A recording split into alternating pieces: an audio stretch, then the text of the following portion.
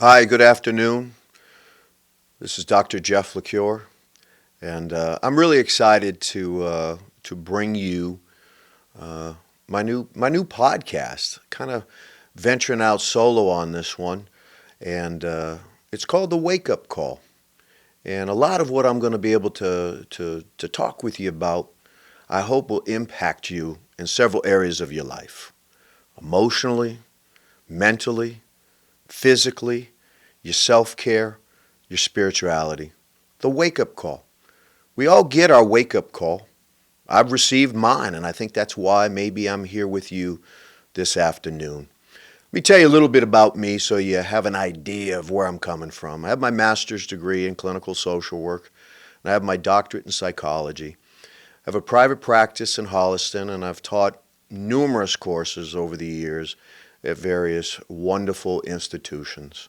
I've authored several books, and one of my greatest professional joys, without fail, is coaching varsity basketball and varsity softball.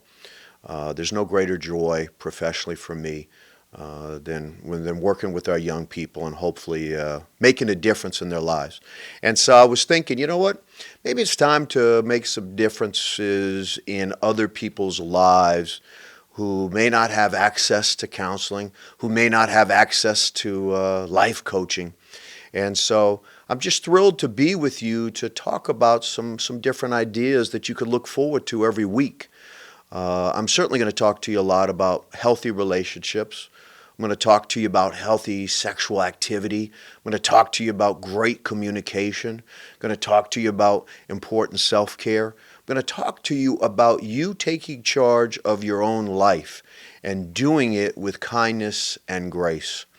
And, as you think about it, more and more, as we look at the world and we look at our country, there seems to be a little less kindness every day. I want to help you take charge of your own life in a way that you can be proud of, and I want to help you take charge of your life in a way that maybe you can help others to feel complete in their life. One of the questions I get a lot, I get asked this all the time, is how do I change someone else's behavior? And quite frankly, it's really hard to do. But here's the tip of the day that you don't even have to come to my office to get. I'm giving this one to you for free. Behavior that you don't like from others will continue if you tolerate it. Let me give you an example. Say you have a partner who drinks too much, and you say, got to get this partner's got to stop drinking. If you tolerate the behavior, their behavior will continue. Let's say you have a good friend that treats you with disrespect out of the blue. If you permit them to continue to treat you with disrespect, that's what they're going to do. See, everybody says, oh, I wish they would change. I want to help people change. But very few people are willing to stand on their own 2 feet and say, I will not tolerate this again. I won't do it. I want to give you an interesting example of a story that I heard that I think is so wonderful, that highlights a person recognizing how empowered they are. This guy was sharing the story with me that his girlfriend and he got into an argument. He didn't even remember what the argument was about, but he remembers it wasn't that big a deal. But then his girlfriend really started screaming at him and kind of lost her sense of self. And when people are screaming at you, it's all done. And she started swearing at him and things like that. And my understanding is he said to her really calmly, hey, we need some space right now. Would you mind just, I'll stay here in the bedroom and maybe you go downstairs and we'll let calmer heads prevail. And she kept going and she kept going and she kept going. And finally he said, I've dated a couple of women. I've been in outstanding long-term relationships, and you're the one I love the most. But I've never had to beg any of them to please leave the room. And I'm begging you now to please leave the room. And I've never had to do that before. And if you don't leave the room, then I'm going to step away. I'm going to go for a ride, and that'll be the first time I ever have to do it. Well, after a few moments, she did leave the room. The very next day, and I call this the Panera moment, they went to dinner at Panera. And this gentleman had what I call a listen and leave meeting with his girlfriend. And he said to her, listen, I got to run some things by you. I got to tell you that never again will what happened last night, where I felt verbally trapped in my own room, and that you continued and continued and continued, even though I said to you, can you just please stop? Let's have this conversation when we both have cooler heads, when we can both relax, and yet you kept going. And what I'm saying is I love you so much, I care about you so much, but moving forward, we will never have one of those again. And to her credit, she owned every second of it. She didn't finger point at him. She didn't say, well, you did this or you did that. She loved him so much that she said, you know what? You're right. I shouldn't have treated you that way. I shouldn't have said things that way. I shouldn't have made you feel like you were trapped in the room. I shouldn't have made you feel like you wanted to hop in the car and go for a ride just to get away from me. That is not the kind of relationship that I want to have. And see, that's why we call it the Panera moment. By the way, Panera, not a sponsor. I hope they get on board, but not a sponsor. But the whole point of this story is this gentleman said to his girlfriend, who he loves unconditionally, I love you so much, I'm not going to tolerate that behavior. And the behavior didn't continue. Bumped into him the other day. It's been probably, I guess, 6, maybe 9 months. And he goes, no, we haven't had anything like that. He goes, we've had some arguments, but they've been very respectful and very understanding. So the point that I want you to take away from that little vignette is that ultimately, the behaviors that you don't like or that you don't feel are healthy for you to be around, if you tolerate them, they will continue.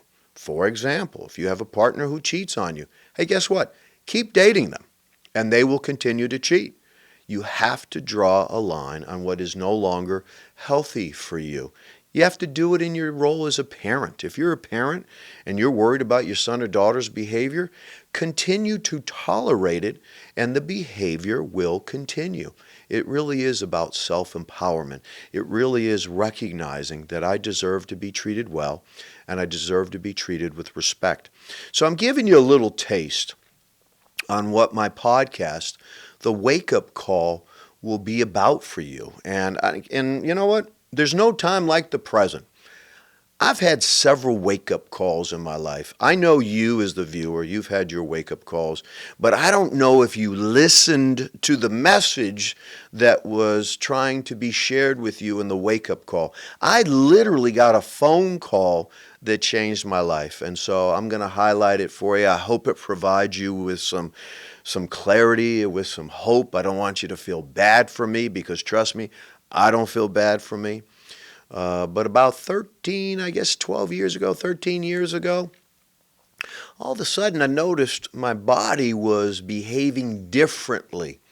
And so I went to my primary care physician, and my primary care physician said, hey, dude, you're too young. When's the last time you went to a urologist? I said, never.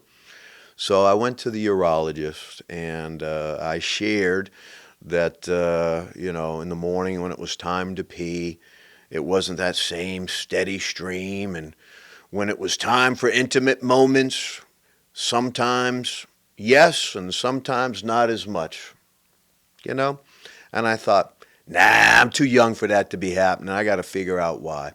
So the urologist said, you know what? You probably have an inflamed prostate. We're going to put you on some antibiotics. And I'm like, great.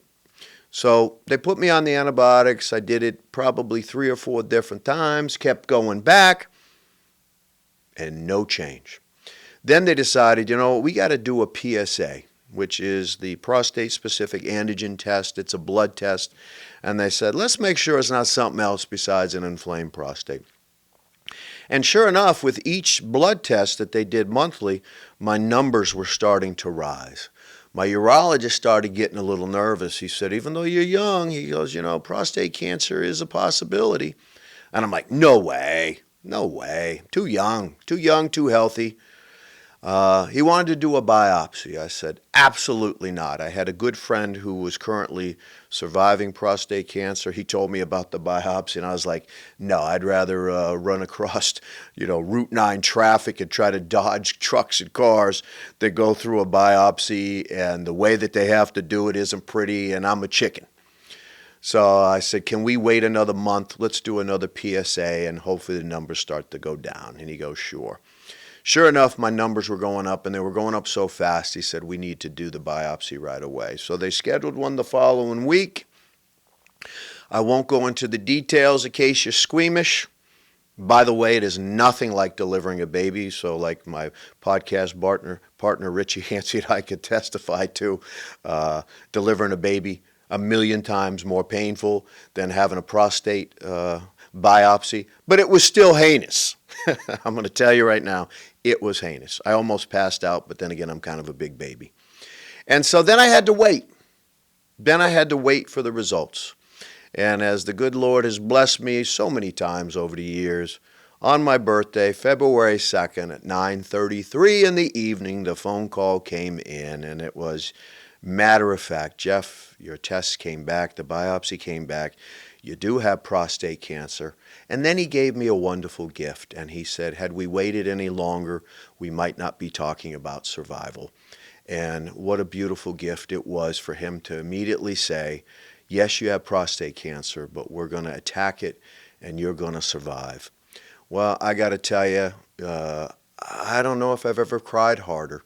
It was certainly in the top two. I couldn't believe it happened to me. It literally was my wake-up call. And one of the things that I learned, having had prostate cancer and recognizing that if I'd waited another year, I wouldn't be sitting in front of you right now, 12 years later, is appreciate every day, love every day to the fullest, love the people who love you to the fullest, love completely, love unconditionally, apologize frequently, be humble. And maybe most important, what I learned from my wake-up call is you never know when you get the call that you have X amount of time left. And I realized I needed to live every day with kindness and grace. Sadly, I haven't kept my own promise. I haven't lived every day with kindness and grace. But I promise you I try to. And I mentioned to you briefly I had a friend of mine. And notice I say had a friend of mine. He had prostate cancer too. And his prognosis was really good. And his ended up coming back. And when his came back, it's not curable. There's nothing you can do. Oh, there's some treatments out there. Maybe you last another 4 months if you didn't have the treatments. And he lasted maybe another 4 months.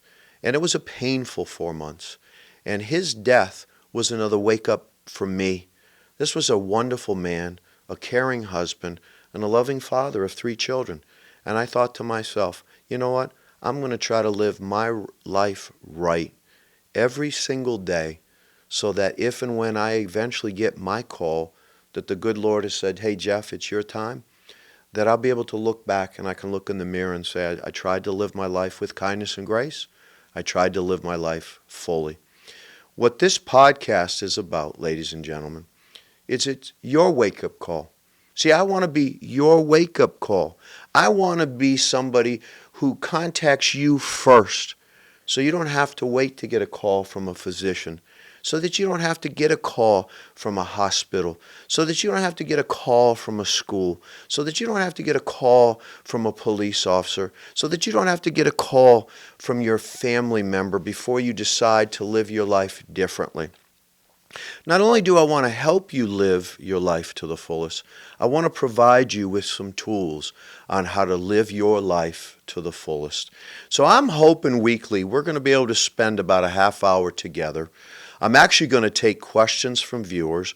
I'm going to read those questions from viewers every week just to let you know what people are thinking about and what people are focusing on. And I'll leave you with this again today. For all of you that have a father, or a son, or an uncle, or a grandfather, or even if it's just yourself, go out, go see your urologist, go get your PSA done, and try to find out just how you're doing. Because prostate cancer doesn't have to be a killer. but it is the second leading death of men in this country. It's also one of the most treatable forms of cancer if you catch it early. So I hope there's a man today, notice I said man, not male. I hope there's a man today or a daughter today who has a father who after watching this will say, you know what, I'm going to be my dad's wake-up call. I'm going to go make sure he makes an appointment to get his PSA done. Or maybe the dad who's tuning into it right now will say, you know what, I just heard Dr. Jeff share his story about his wake-up call. I'm going to go get my PSA. So if it is rising, they can do stuff about it now. I look forward to our weeks together.